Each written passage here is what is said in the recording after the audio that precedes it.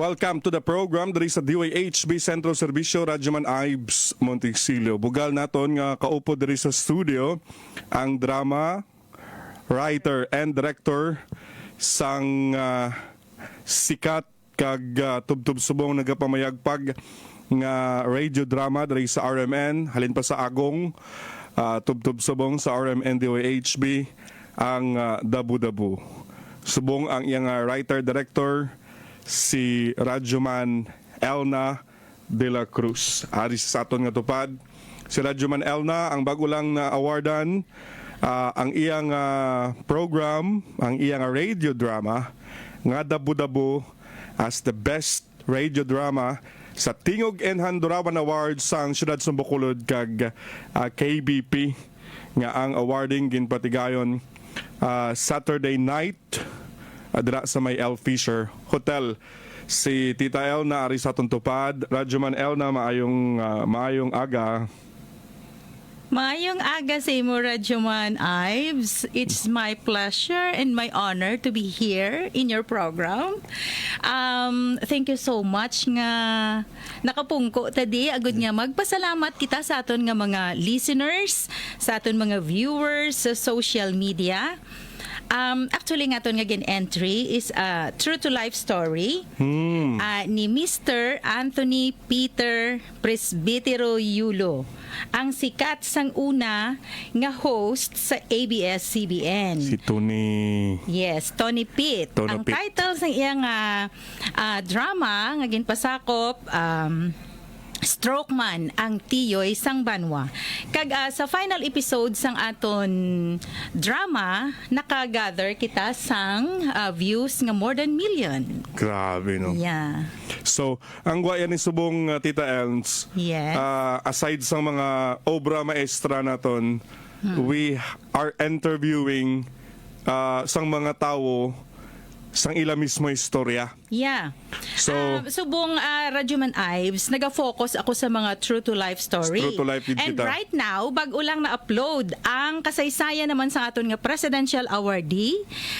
He is an artist, visual artist, si Mr. Larry Carumba, bugal sang siyudad sang Victorias. Siya subong ang aton ara sa aton social media first episode sa RMN Digital naton. Yeah, yes. Grabe, no? So, ang Dabu-Dabu, masubo ini nga drama, Tita Elms, no? Yes. Kag, kung nantaw mo daw maalaala mo kaya ini sa TV. Yeah, sa TV. something like that. So, amo man na diri sa RMN.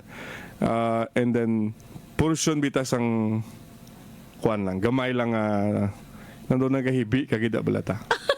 Gapahibiyon mo ako, Radyoman Ives.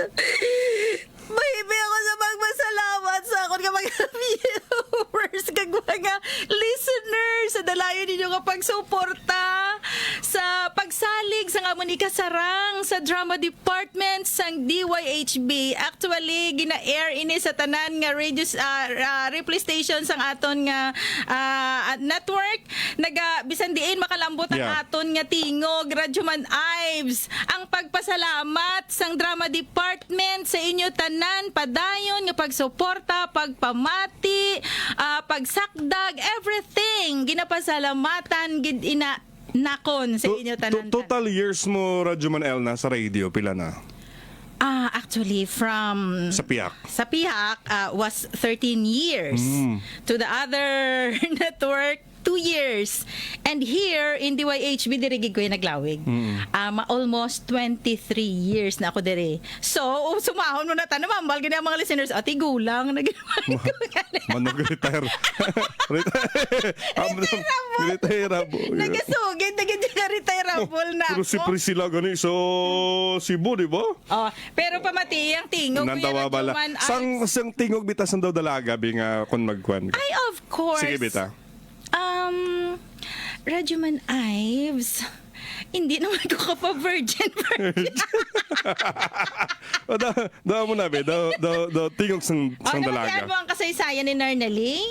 Almost dito nga comment siya, Radyoman Ives. Kung hindi ko yan nila yung makita in person, mahambal sila. Wow. Sige be. Daw sexy na gina-ideal mo nga dalagang Pilipina.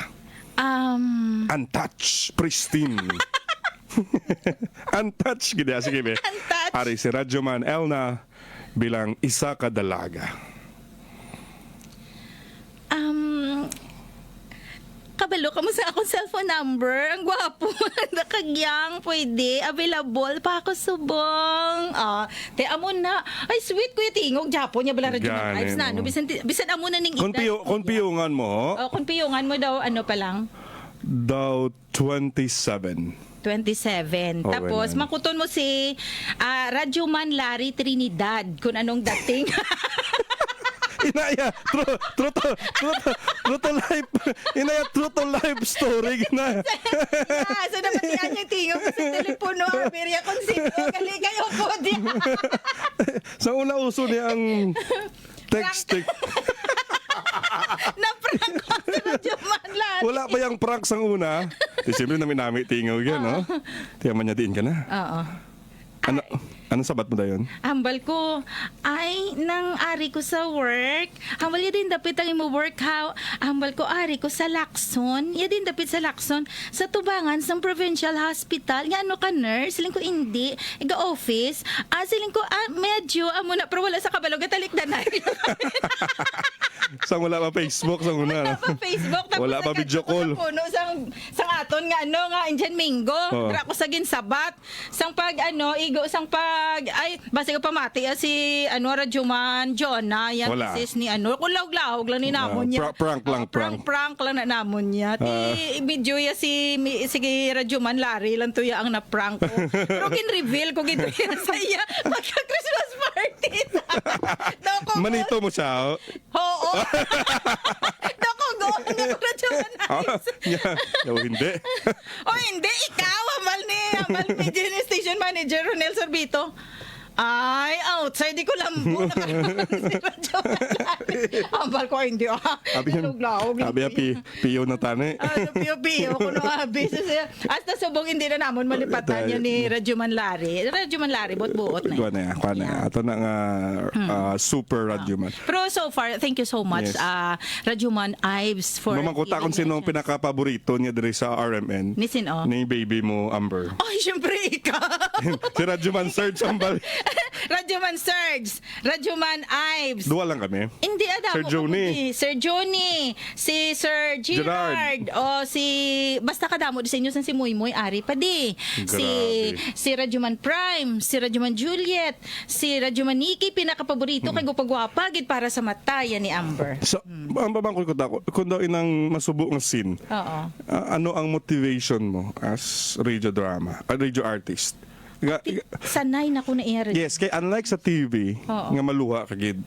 Tigaluha man ko basta matouch ko. Sundod ka? Yeah, galuha gid ko kakalabasa ni nga ako niya. Gahagulgul ka gid ya. Oo, So, once sample bitas ang daw gahagulgul kita. Hindi, actually, Ang hibi niya. matouch ko ya Radyoman Ives once nga ang akon nga pag-deliver hindi hagulhol, kundi bitter from inside. Okay. Oh yeah. Si sample bitag, do Oo. gamay lang. Kay man kasakit gid ako batyagon mga didto gid halin sa sulod. Maano gid ya makawas gid yang luma ako sa akon mata. Ang imo birol ta gahibi ka kasi nagulpi ka kadlaw. Kadlaw. O sige bita. Butang pa isena. Oo. Nalipay ko ya nga primero naghibi ko. Nasakitan ko. Nika. Anong isena man? Butang ta isena bing Kuha ka na lang para masapos buang ka. Nagahibi ka kang nagkadlaw kasi sige be. Radyoman Elna de la Cruz. nagutom ako. Ayaw ako mangita. Wala pagkaon. Wala isa ba nakakatag. Ay! Ato! Radyoman Ives mo na. Kung ano, padala mo na sa akon. Ang manok. Kag spaghetti. Yeah! May kauno na si Amber. Pati ka na. Kuhan ko lang na. Nang pauna ko lang na sa iya. Natutuod to ya. Talaga tutuod. Sige, ari na. Ay, alala ka namin. Gali magpungko ka din sa Centro Servisyo, gali. Pila naman? Basi 500. Oh my God, basi pag-ibig ko. Sobra ka na. Ang daily ko ya, inyo na lang. Oy, pero abi mo bala, congratulations sa imo, Radyoman Ives. Tuod ka? Sang paglawag sa ngalan mo ya. wala gid ko minto sa dalo mambal nila iya na iya. Boo! Abi ko nga mga boo! Wala gid dyan ba Wala nila ka, boo? hindi ang kuhay gaya hatagid na iya ang floor kay Ives kay siya gid na iya ang nagakadapat nga mag-receive sang award. Yeah. Congratulations Radyo Man Ives. Ari na ho. Best ano kagay. Ibakal nyo na isang... Pila ni madali. Dali lang gid bala. Amo na inubakal niya. Anong paborito ni Amber? Of course, itambal ta pag inabalangalan. May akong mabayad na sa aron sa aton frito. Nan. Oh, ay syempre. Buwan, ha? I thank you so much. Pwede man ba? Ang pasalamat gid nga portigid ng kalipay. Salamat gid ka tawa si Radyo Man Ives. Pagadugangan gid mo blessings kay kanami sa iyo nga heart. Nagapanghatag kasi mo mangod kasi Amber. Wala sa mangod kay siya ni yung pinakamangod sila. So wala siya tagaan. Gapadikit kami ni Amber sa iya para nga may kaunon si Amber nga fried chicken karon. Kita na, congratulations sa Congratulations. Na, hindi lang sa imo, but the entire dabo-dabo.